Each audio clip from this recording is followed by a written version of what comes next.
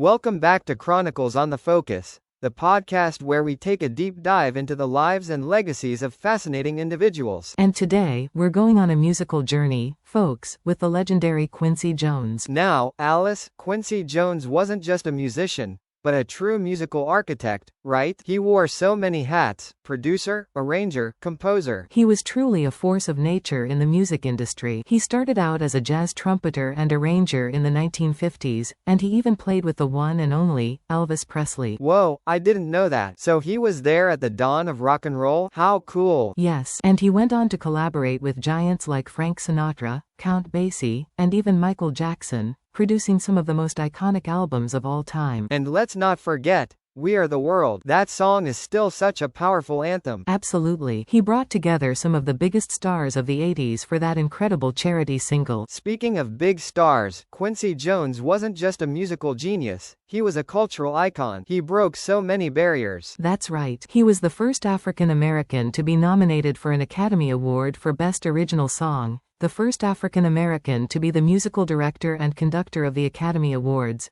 and the first African American to receive the Jean Hersholt Humanitarian Award. That's quite a resume. And the man could really move across genres too, from soulful jazz to smooth pop, from electrifying funk to epic film scores.